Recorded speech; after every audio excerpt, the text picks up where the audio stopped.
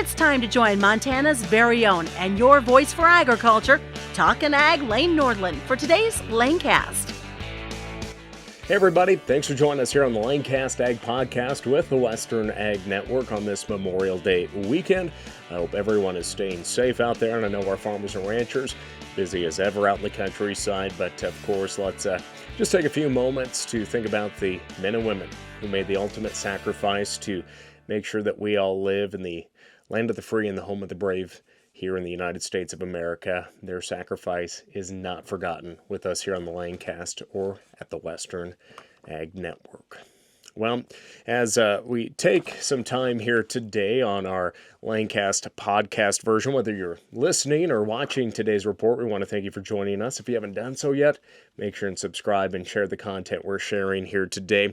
We're going to look at how those livestock markets shaped up across the West, looking at some of our local livestock markets, what those cattle were bringing through the ring here this week, along with a look at the latest cattle on feed report, the cash cattle market, and a little later on, we'll have a little bit of a recap on what the House Farm Bill looked like as it headed out of committee this past Friday. But first, I should mention that today's program is brought to you by our friends at HerdWatch Cattle Management Software. Download the app today to increase productivity and maximize profitability out on your operation. Visit herdwatch.com for a special offer on your first 6 months.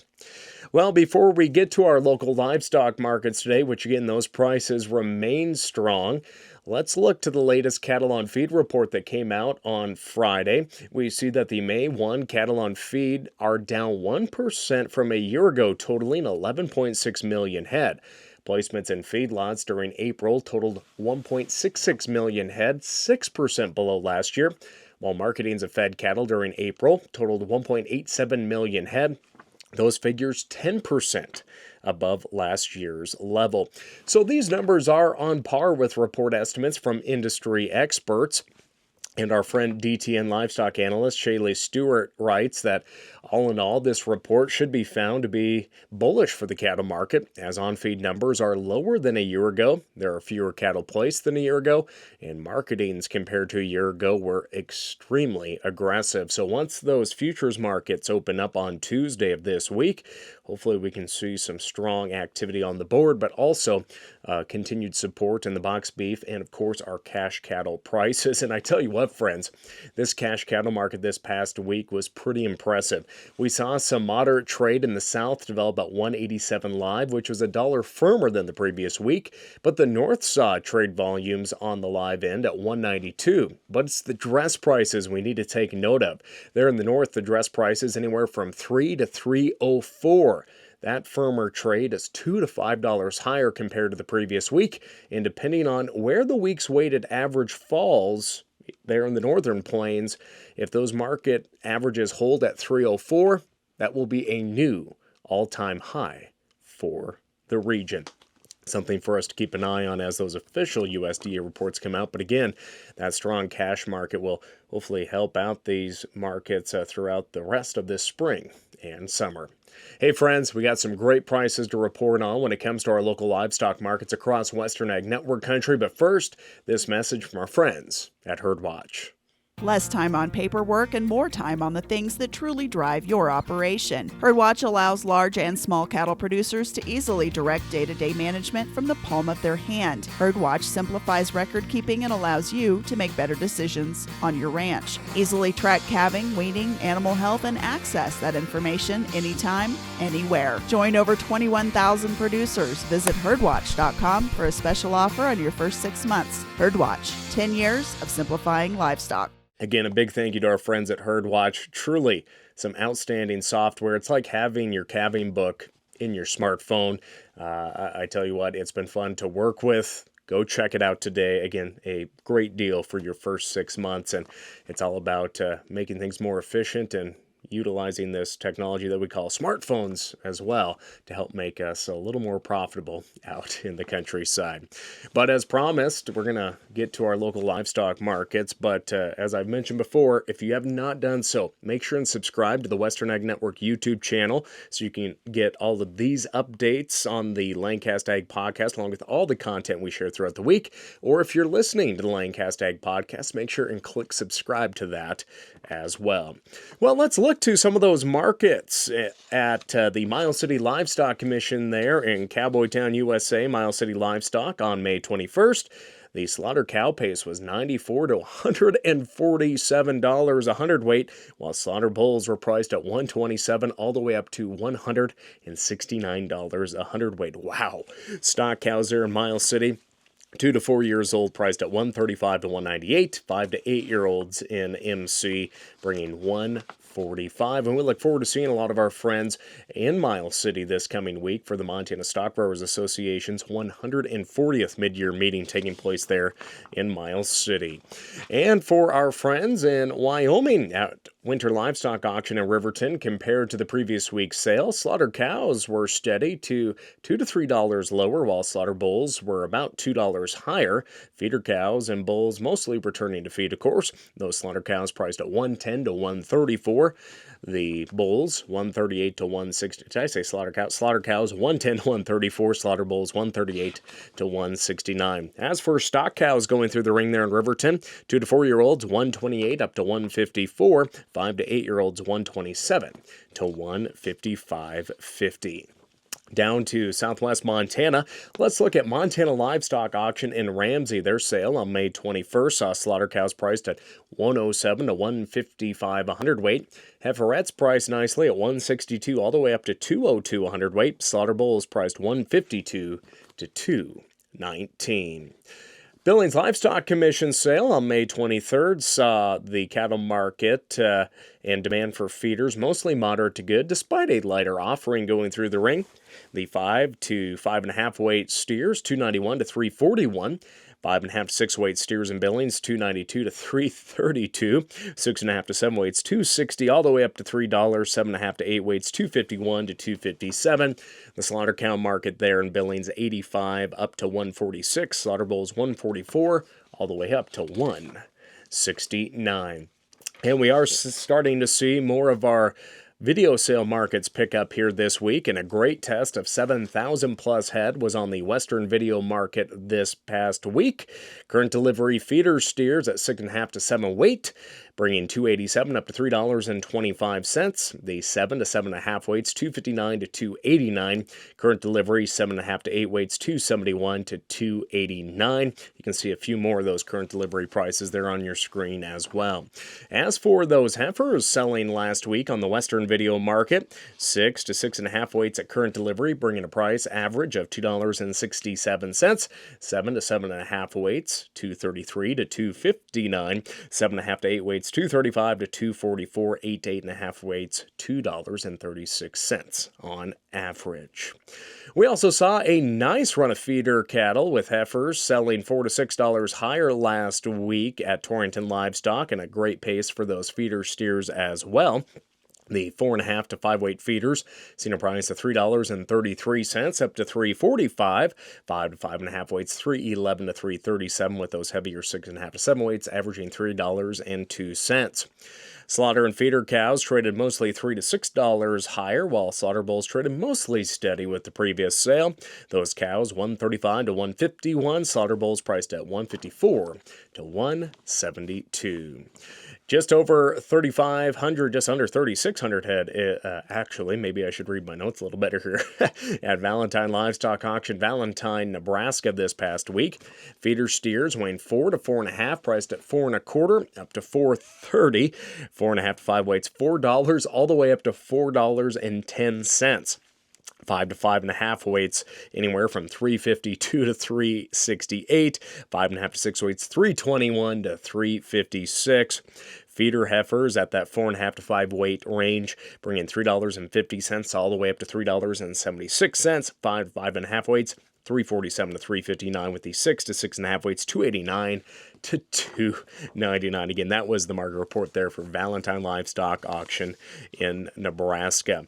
Winding things up just a little bit, let's wrap up with the Junta Livestock Commission sale, Junta, Colorado, held on May 22nd. Feeder steers under 600 pounds were $2 to $8 higher, while feeder steers under 600 pounds were $10 lower.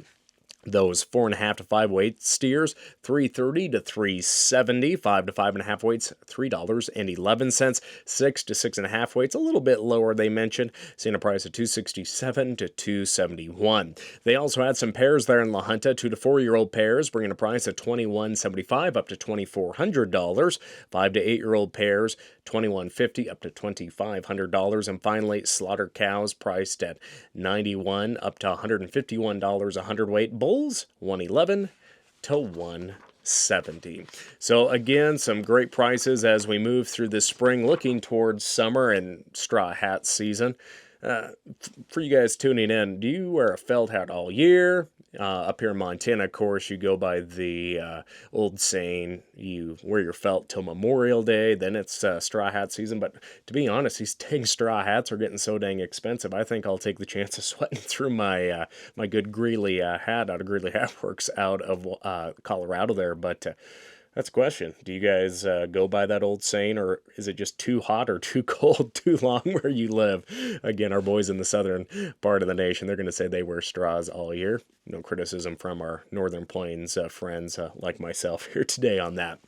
But before we wrap up today's conversation with our local livestock markets, I thought I'd throw in a report that we had on last week. It was quite the event watching a 12-plus hour session in the House Agriculture Committee where the House marked up the House version of the Farm Bill, and ultimately they did pass that, but it was close to 13 hours. Now, there was some recesses for floor votes to take place, but we also saw some animal rights activists disrupt the hearings, wanting to see an end to animal agriculture. They were protesting that the world needs to partake in lab-grown or plant-based foods. Again, that kind of delayed a little bit of those hearings, but overall, we did see quite the debate between Republicans and Democrats. A lot of emotion on both sides, but after close to 13 hours, we saw a farm bill get voted out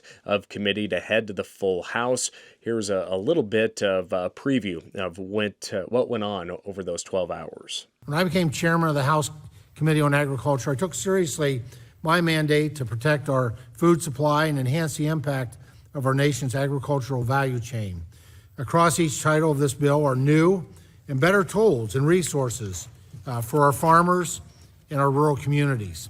From production and processing to delivery and consumption, this bill strengthens the rural economy across every region, every state, and every congressional district.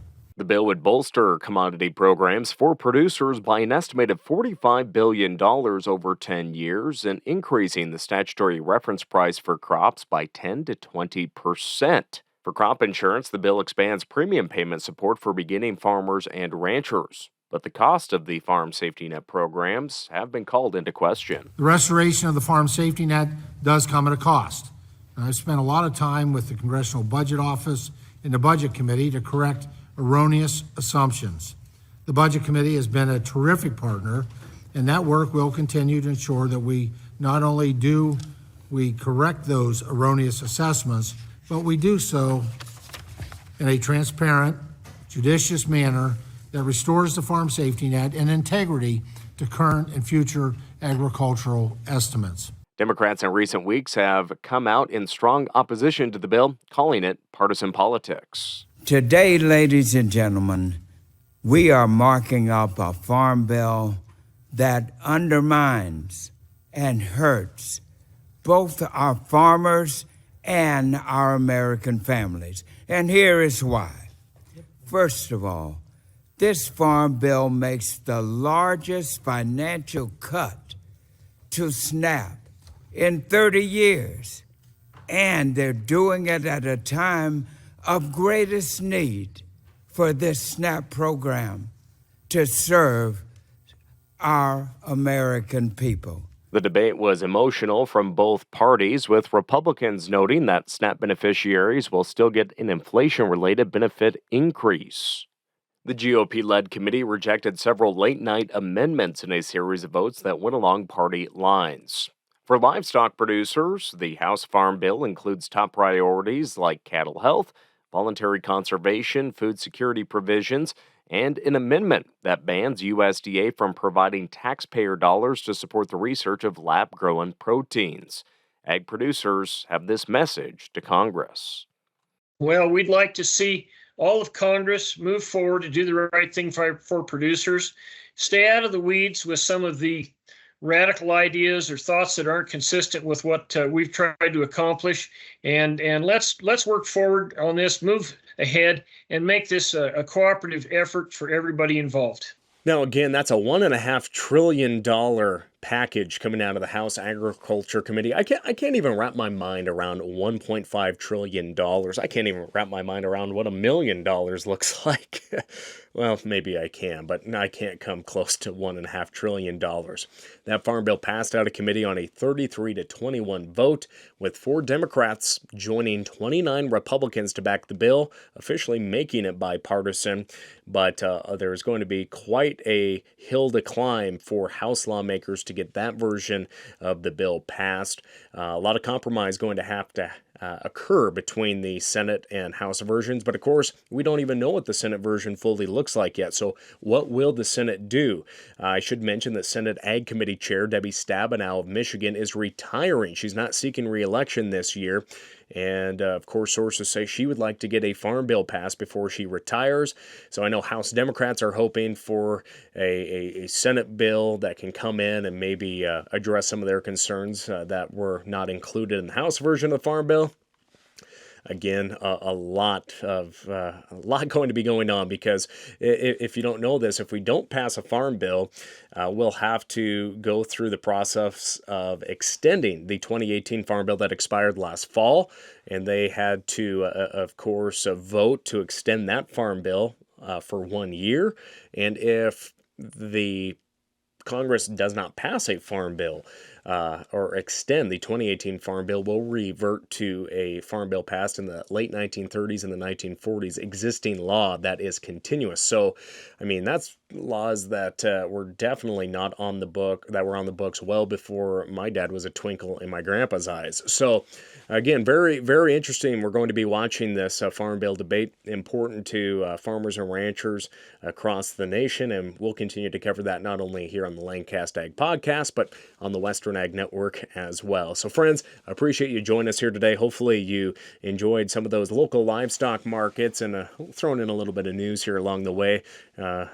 It's a smorgasbord show, we could call that, but I do want to encourage you, if you have not done so, if you're watching this on YouTube, make sure and subscribe to the Western Ag Network YouTube channel.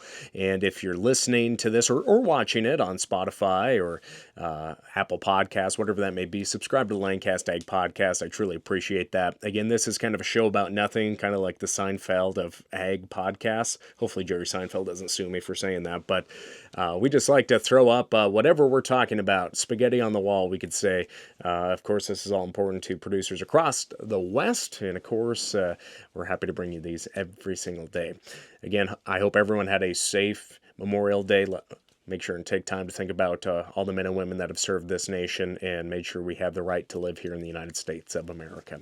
With that, friends, that will do it for this livestock market update here on the LaneCast Ag Podcast. I'm Lane Nordlund. We'll catch you next time. Thank you for tuning in to the LaneCast with Talkin' Ag, Lane Nordlund. For more on Lane, check out his Facebook page, Lane Nordlund Ag Broadcaster, and NordlundCommunications.com. Don't forget to subscribe to the LaneCast on your Apple or Android devices.